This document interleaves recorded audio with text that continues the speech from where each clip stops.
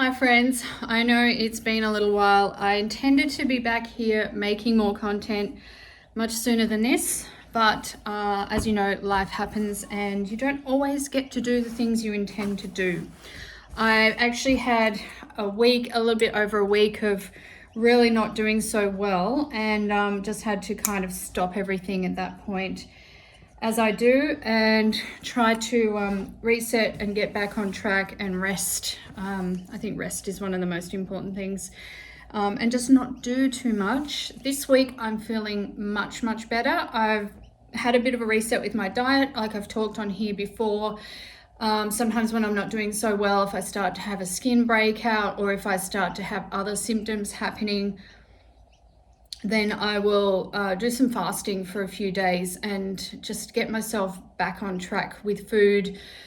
Sort of not an elimination diet, but like a restricted diet, just keeping to the foods that I know I do well with, and just keeping it all very under control. And then within a couple of days, it really helps. I start to feel a lot better. I can talk a little bit more about my diet and my health in general, like what I do to help myself get through the things that I'm dealing with, the Hashimoto's and the perimenopause and all of that very fun stuff. I can talk about that more if you want me to, but today I just really wanted to drop in and say hi and see how everyone's doing. And I know a lot of you look forward to my videos here, so I feel bad if I don't get here to make one for a little while. And I'm just working on a class that I'm almost finished for the weaving school, and I've just got like some finishing up stuff to do. Like at the moment I'm cutting off tails of threads and stuff like that. I'm going to iron these towels. They have been wet finished and they're dried, and then they just need to be ironed and hemmed. Then I'll do the photography for the class project, and then the class is done. It's just tying up a few loose ends, going in, making sure I have all the information that people are going to need there and that sort of thing. And then that's done, and that will be wonderful. It's always a really great feeling to finish a class.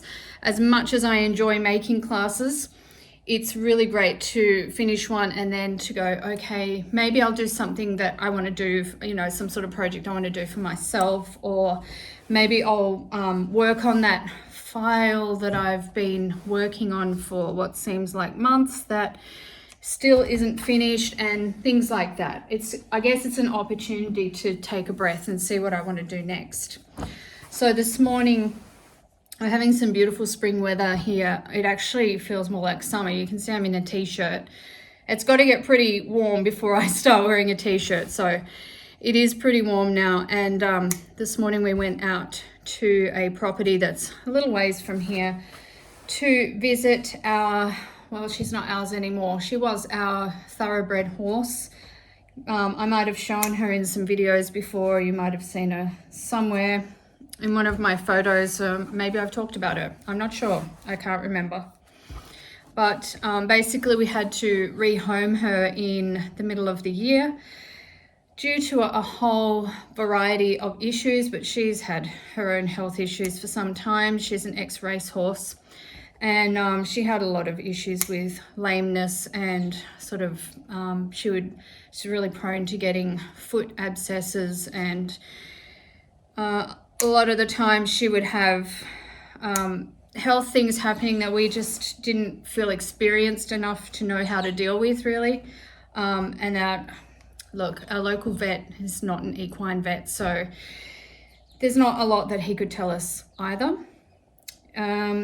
And we do have another horse, Dolly, that you would have seen her before. So she's my daughter's main riding horse.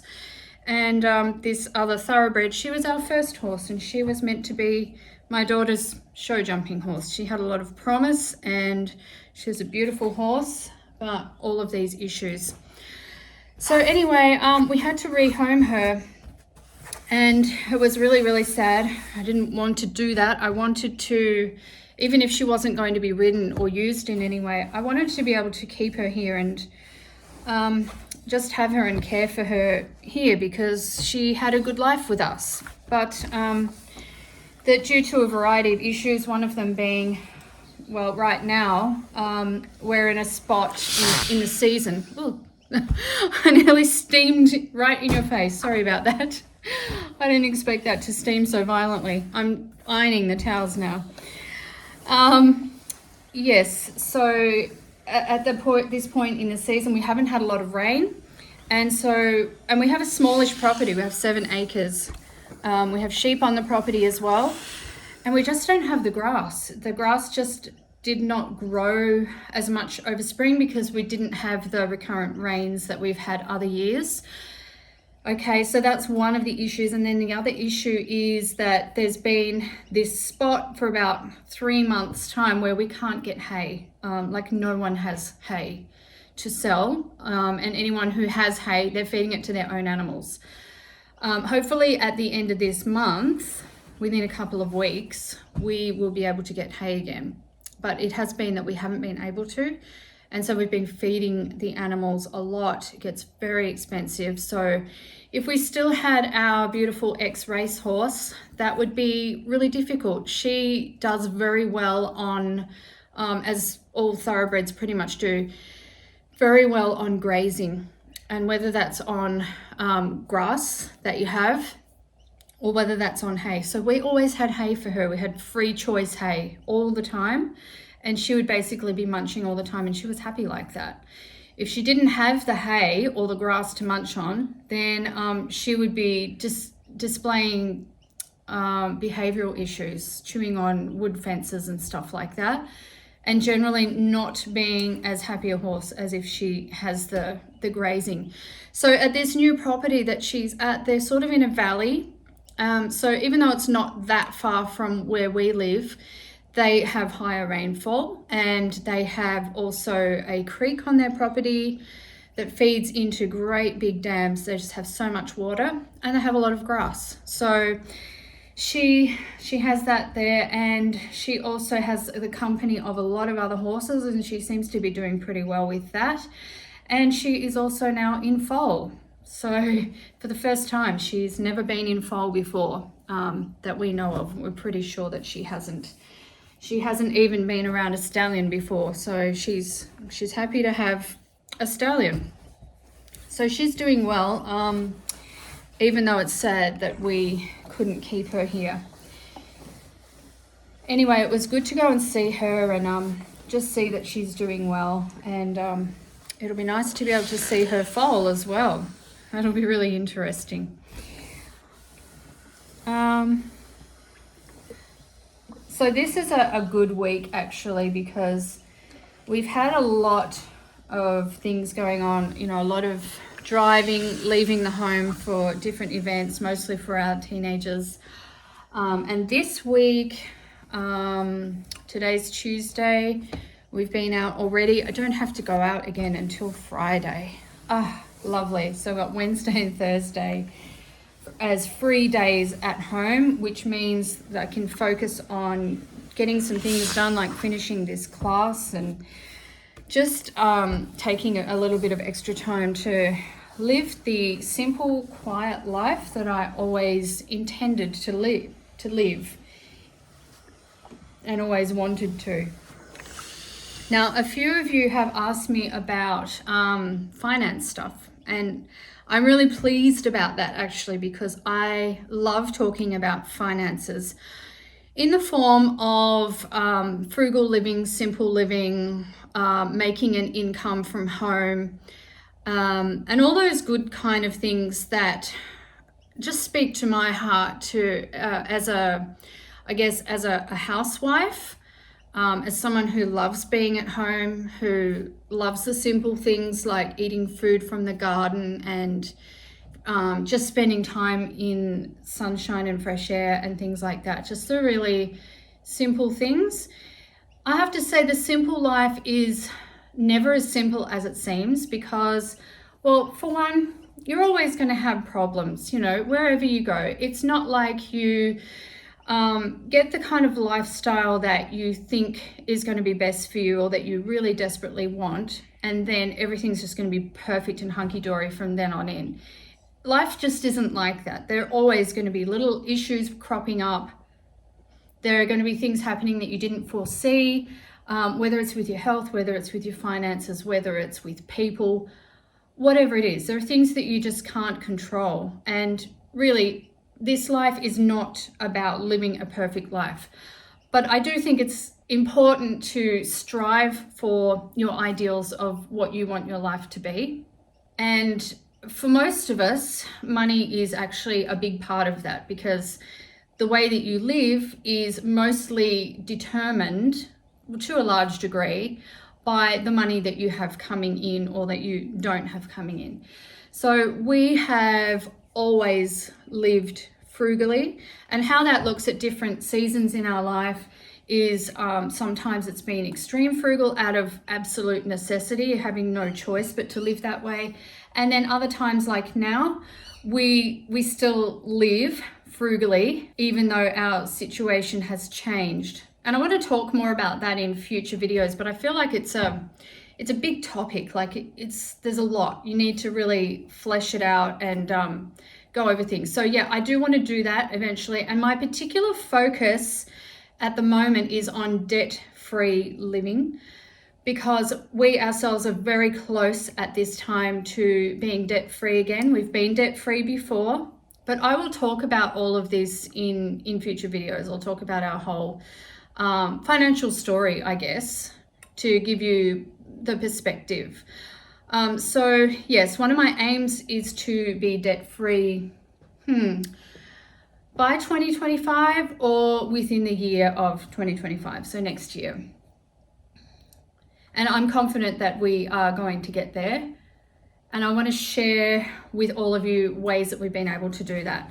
Now, I've got to go on to the next stage of this project, which means that I've got to get my good camera out and all my sound equipment and stuff like that to film the next part of the class. So hopefully I will get time to drop back in with you. That was sort of my aim for this video, just to have a kind of check-in and like I said, say hi. I'm still here and everything's good. I'm just busy and tired and just doing all the things. So it might be a bit of a mishmash of a video, but I know that at least some of you will appreciate that anyway.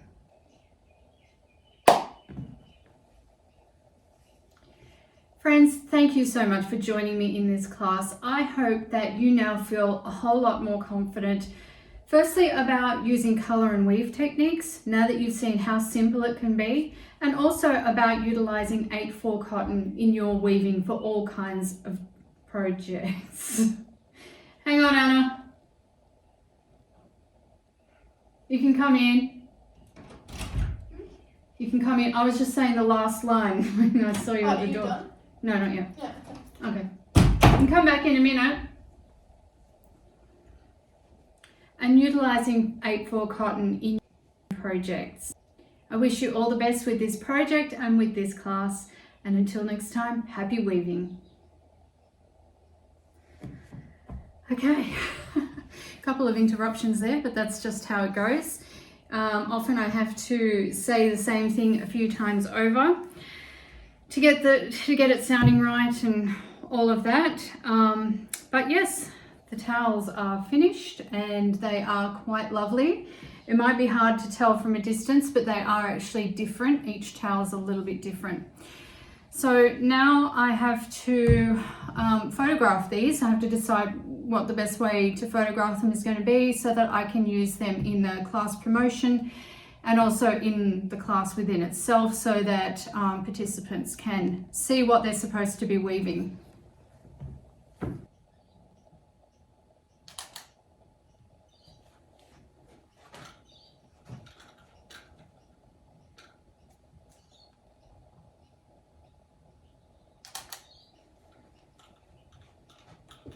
I decided to take the photos indoors because it's very sunny outside. Usually that doesn't give very pleasing product photos. And in here, the amount of light that I've got coming in at the moment is showing off the colors and the contrast really well. So to do my photos, I just basically try a variety of things. A variety of arrangements, and I usually take maybe 30 photos, and then I'll choose maybe 5 out of those and see which ones I like the best. Try a variety of arrangements to show off the different aspects of the project in different ways. So for example, these ones I've got folded so that you can just see the main body of the pattern. This one I've folded so that you can see the border as well, because it just gives that bit of contrast. And then I can just lay them in a variety of ways. This is the beauty of digital photography though, isn't it? You just try a bunch of stuff. If you don't like it, you just delete it. It's so easy. Very different to the old days. Well, that's nice. I also play around with the camera settings and play around with the apertures and all of that good stuff.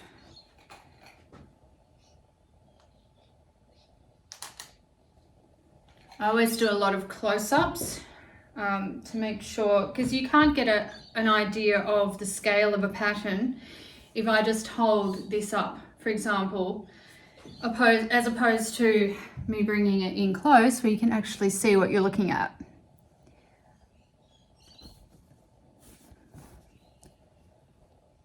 You can have a close look at the borders and everything, but back here, it just kind of looks like blended colors in a way. All right, what else shall we do?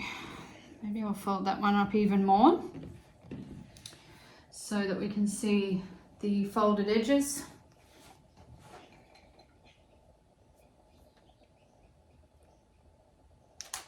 Some are zoomed out a little, some are zoomed right in. And I do some taller ones, more overhead.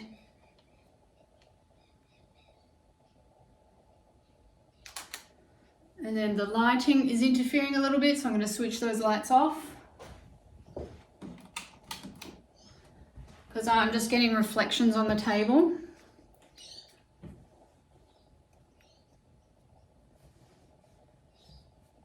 Okay.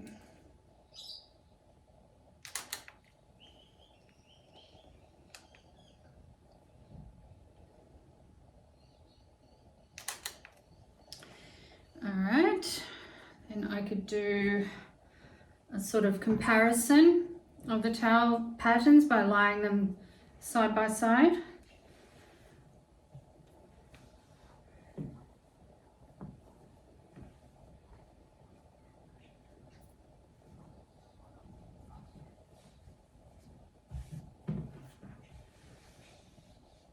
And then I could stagger them just for fun, just for something different.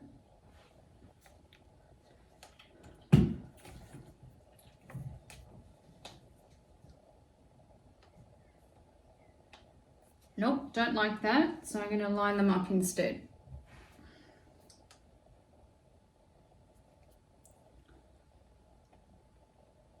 Don't like that angle, so I'm going to try over here.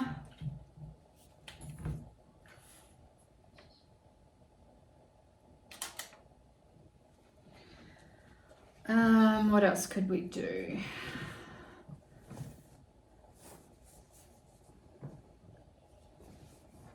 Lay all of them out. And then do a kind of scrunch thing.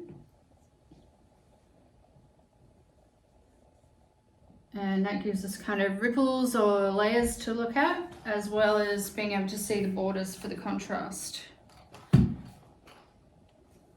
Sometimes if I'm doing kitchen items, I'll have props of some nice dishes or something like that. But for today, I think this is going to be fine.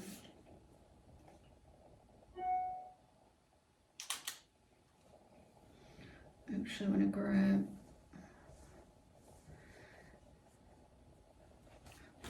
Sometimes hand-woven cloth is just so wonderful at holding its position and showing you different aspects of the cloth just by being in different arrangements. And I really like that. Come in closer.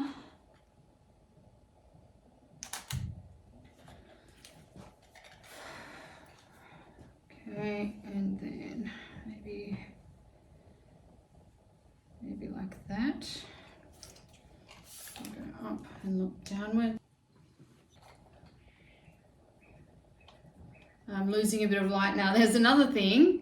You start your photography session and you've got a certain amount of light, and then within no time at all it can change to something different. So I'm getting slightly darker photos now.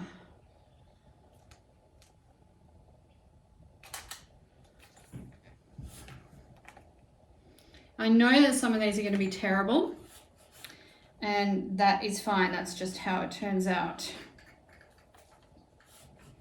Some of them are going to be great at the same time, so it's fine.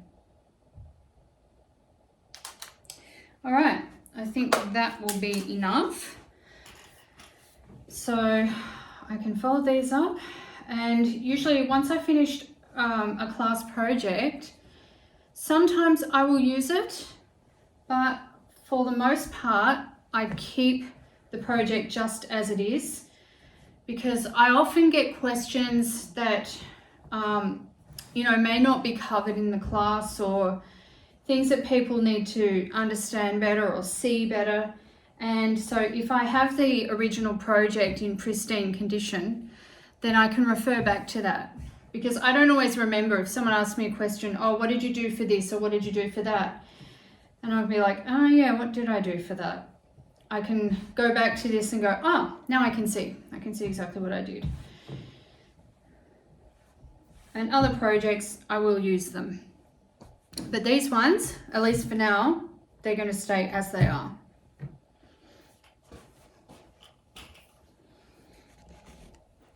So the next job that I have here is, well, I will be uploading the material you just saw me filming. I'll need to do that, and I'll need to edit that in order to finish off the class. Then I will at some stage be sending out an email about the class to say that it's finished, and everyone can pop in if they want to. But as far as right now goes, the studio is pretty clean.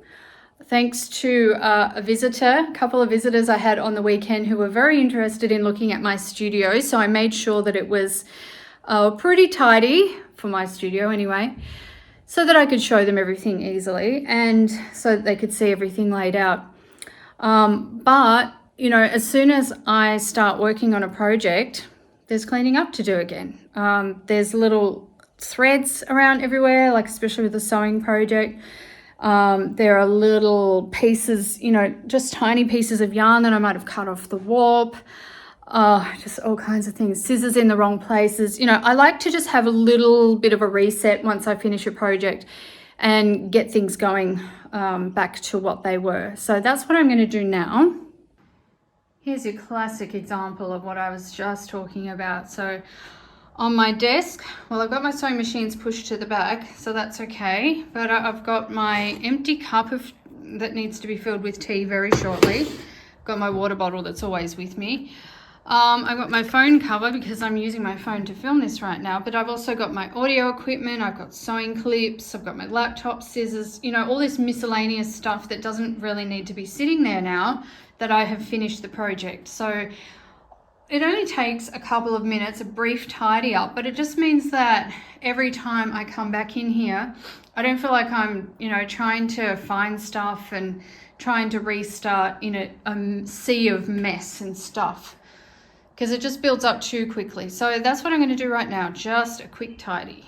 Ta-da! 2 minutes later, literally 2 minutes, I timed myself. I now have a clear space ready to go for next time. Actually, I'm looking at these cones of yarn here. They need to be put away as well because that project is now finished. So I'll have that space to use as well. 2 minutes of my time, and look at that. I mean, it just helps with mental clarity and everything when you've got a clear open space like that ready to go. A lot of my time you will find me doing this. Plugging things into my laptop in order to upload them. So all of that footage that you just saw now all has to go somewhere, be sorted into folders on my laptop, and then taken into my editing software to do all of the editing.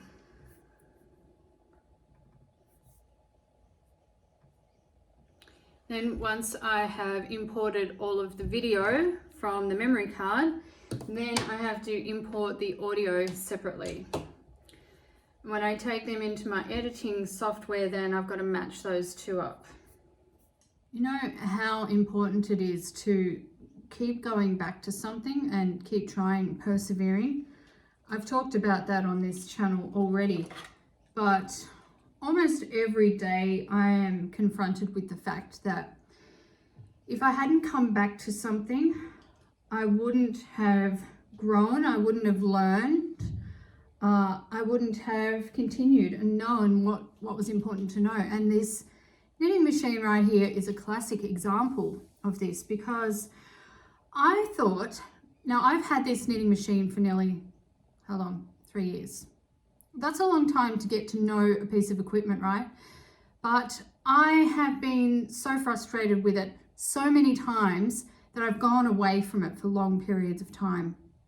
Not because I didn't want to go back to it, but just because I couldn't prioritize it as far as time goes, because I had other things that were more pressing that had to be done. So I couldn't justify sitting here for hours at a time trying to work this machine out and work out how it was going to work best and how I was going to do different techniques on it and all of the things that I wanted to do on it. So one of my assumptions about this machine was that not that long after I got it, almost 3 years ago, I tried this weight of yarn on it, which is a fingering weight. And I found it so difficult, and it kept knotting up and dropping stitches and all the worst things that happen with a knitting machine. If you've ever used a knitting machine, you know all these things that can happen. And so I assumed that it couldn't handle that weight of yarn.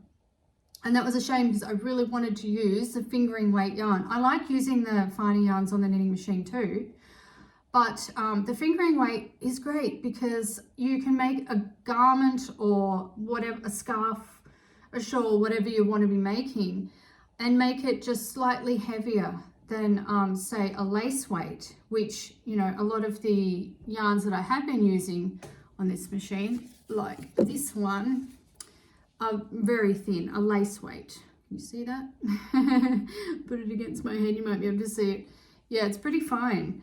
And so yeah, I was kind of disappointed, thinking, oh, this machine can't handle this weight of yarn, and I'm just stuck with doing lace weight stuff on it the whole time. And it's a little bit hard to see the lace weight yarn, it's so fine. So when I'm doing the stitches, if I drop a stitch, oh, it's usually dropped for good, because I just can't see well enough to pick it up properly and to manipulate it to pick it up as I would need to. All that to say, that was a really long spiel, wasn't it? But the point is, now I thought I really want to try that fingering weight yarn on here again. I want to see if there's a way that I can make it work. After all this time, nearly 3 years of not trying the fingering weight yarn because it was too thick. And so when I came back to the machine this time, because I have had a bit of experience with it now, even though not nearly as much as I want to, I tried, okay, I thought I'm gonna open the gauge right up and see how that goes. And so I opened the gauge right up, and lo and behold, it's knitting, and it's knitting beautifully. No drop stitches, no weird stuff happening at the edges, no nasty holes. I mean, I'm only 20 rows in, I have to say that, but normally by now, if something was going to go wrong, it would have gone wrong, and probably several times as well. It's actually knitting really beautifully, and all I had to do was play around with the gauge. And I guess when I got the machine 3 years ago, I just didn't understand gauge. I mean, I'd used gauge in hand knitting, but I didn't understand how it was going to impact on what I was trying to do here. I just came across those initial difficulties, and I thought, well, I just can't use that yarn on this machine. So it's really important to go back to things time and again. The same thing, exact same thing has happened with my weaving looms. A concept I can't understand or something that's really frustrating me. I go away from it. I might go away from it for a short time. I might go away from it for a long time. But I come back to it probably after having done some other projects and something just clicks and then I'm into the next phase. It's important to know, isn't it? Sometimes it feels like you're just not going to make progress. You can't, there's a block there, you can't do something. And yet you come back to it, whether it's that you've calmed down enough to be able to look at it in a different way, or whether it's you've done a bit of stuff in the meantime, a bit of experience in other ways that help you to then understand that thing that you couldn't understand or that you couldn't action. But that's where I'm at with this. So I'm really happy about this. So I'm knitting some fabric and I'm knitting some fingering weight fabric, yay, in one of my favorite colors. And if this works out well, it's going to be a poncho. And if it works out really well, it's going to be a pattern for a poncho that I will release, but one step at a time. I'll get the fabric first. I'll try and figure out how much I'm going to need, what style it's going to be, and all of that. And I think it's going to be wonderful and beautiful. So that's what I'm going to do right now, is just spend a little bit of time at the knitting machine and keep knitting some beautiful fingering weight fabric.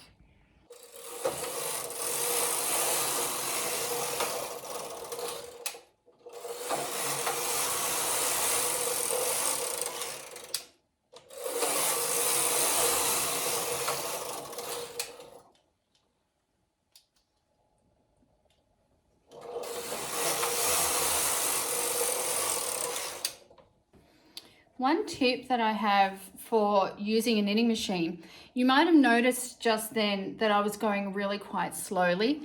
I think there's a tendency to want to kind of rush with the knitting machine because it's like, oh, you're so happy to have this machine to be knitting on, and it's doing all the knitting stitches for you. And so you feel like, oh, well, I can get faster and faster at this and get this finished really fast. And maybe if you have a heap of experience on a knitting machine, you will get quite fast. But the thing is that I try and go a little bit slowly, because even though the machine is doing the knitting for me as I'm moving the carriage back and forth, if errors happen, if a stitch drops or whatever, I want to be able to pick that up as soon as I possibly can, because I know that it's only going to get worse if I don't see it, and then I knit on top of that. Or if a thread's going to catch at an edge, or if there's a loop at an edge, if anything is going to go wrong, I want to be able to see it so that I can do something about it at the time. And if you're whizzing along back and forth, then you're probably not really going to notice as much if something happens. So that's one reason why I go slowly. Another reason is it's actually quite physically demanding, pushing that carriage back and forth. It's not just swish swish, it's pushing. It's like using physical strength to do it. It's not easy. So I just go slowly, because I'm probably gonna hurt myself somehow if I try and do it too fast. And then finally, well, there's just not a need to go that fast for the reasons I've already mentioned, but also if I was knitting this many stitches on a needle, it would take me so long to knit just one row by hand. And so, you know, it makes me think, well, is there really a need to be trying to speed through this project when I'm doing it much faster than I would be if I was doing it on needles anyway? Just another way to think of it.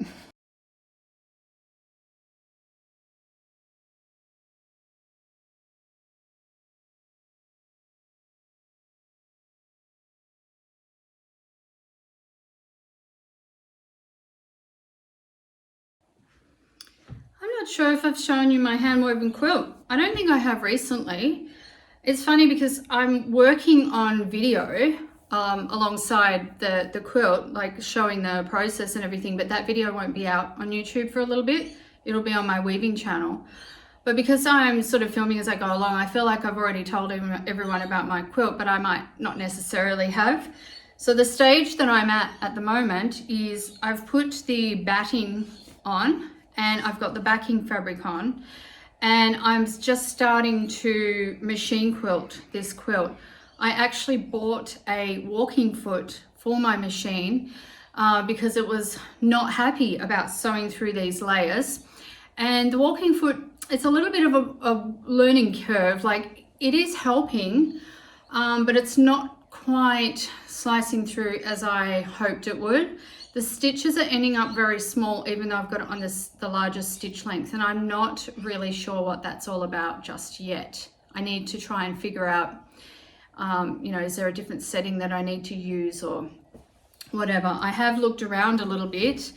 All I could find was a lady on YouTube saying that her walking foot was being a bit funny in that way, and she was able to click a button at the back of her sewing machine that fixed it, but she had a brother sewing machine. I've got a Janome. There's no button at the back. There's no button anywhere that is anything except the on and off button. Like, I've got a basic machine, so, and I did buy the correct walking foot for my machine, so I know that that is not the issue. Anyhow, I'll press on with that and see how I go, but let's fold it out so you can see where I'm up to. Exciting. So this is the quilt. Let's get back a bit if we can.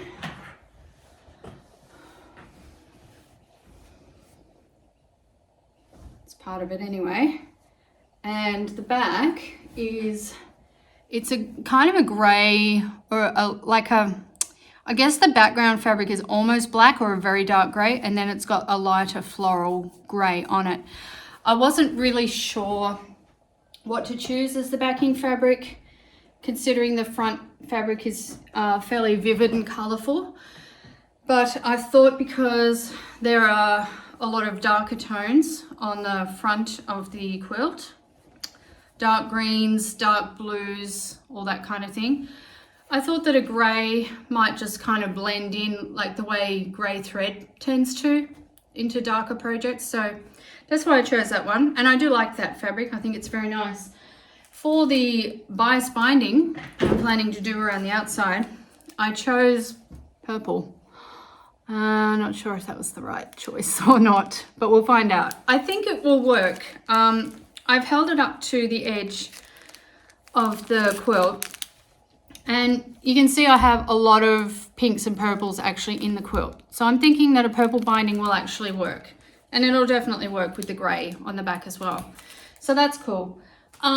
Yeah, and I also had a go at hand quilting the quilt, because I thought, oh, that'd be really nice to hand quilt, you know, to sit in my armchair in the evenings and relax and hand quilt. But it was so hard to get the needle through that I gave up on that idea pretty quickly. It doesn't feel that thick, but it's just, I think the combination of the hand woven fabric being quite thick on its own, and then trying to get through the wadding and then the backing fabric as well, maybe, I don't know. For the wadding, I bought a really lovely bamboo. It's very soft. It's actually very thin, but I think it's going to be really nice. And it is actually fairly heavy when you hold it up. So it looks pretty lightweight, but it's got some, you know, it's substantial anyway. My plan with the quilting, I keep scratching myself because I've got like all these little fibers flying around. I can see them. They're coming off the wadding, and they make me itchy. Anyway, it's bamboo, so that's a good thing. For the quilting, I'm just doing straight stitching. And I was thinking of, well, what I've already done. I don't know if I can show it. I have to find it if I want to show it. I did some stitching in the ditch already. That was my first attempt at stitching, where I found that I wasn't all that happy with the stitching. Oh, you're not going to be able to see it, I don't think. Oh, you can. You can see kind of a crease there. Yeah, that's actually stitching. I'm using a grey thread to really blend in there. So on the opposite side, that is just stitching down one of these lines here as a stitch in the ditch type thing. And yeah, I don't know if it was because I was stitching in the ditch that it was difficult. I haven't actually tried sewing across the fabric yet. I will probably do that at some point. I was thinking that possibly for the squares, I might sew diagonally across them. I'm not sure, I haven't decided yet.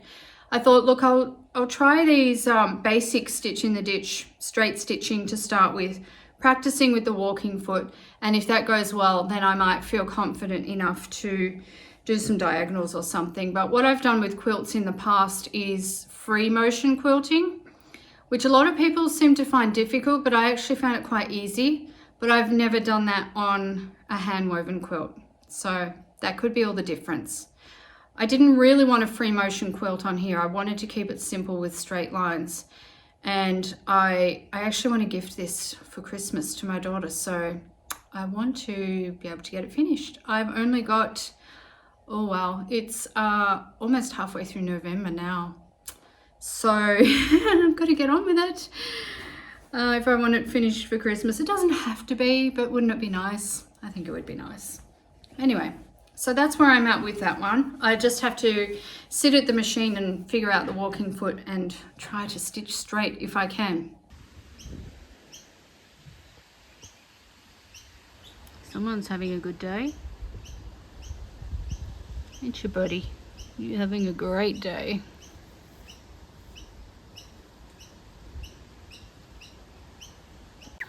Hey, duckies.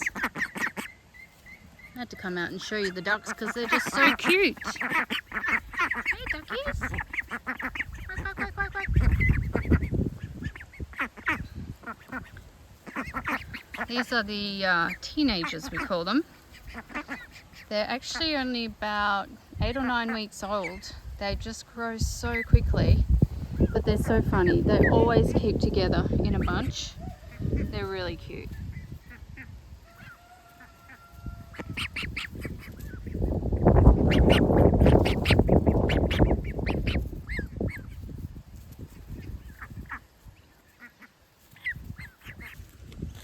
Oh, I didn't forget you.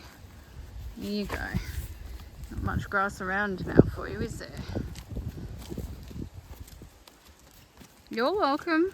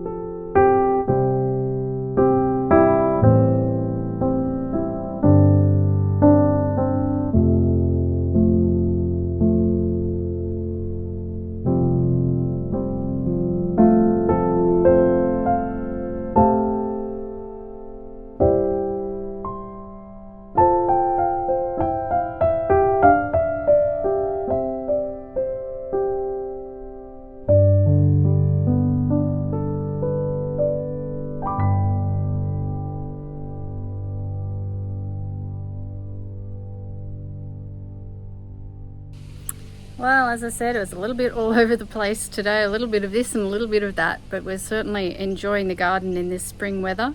And I hope that you are enjoying this time of year wherever you are. Perhaps you're cozying up and enjoying doing your fibre crafts and having the opportunity to get warm. It's a little bit different where we are, but all times of the year are wonderful for different reasons. Well, that's about all from me today. Hopefully next time I'll be a little bit more cohesive, and I will be seeing you very soon.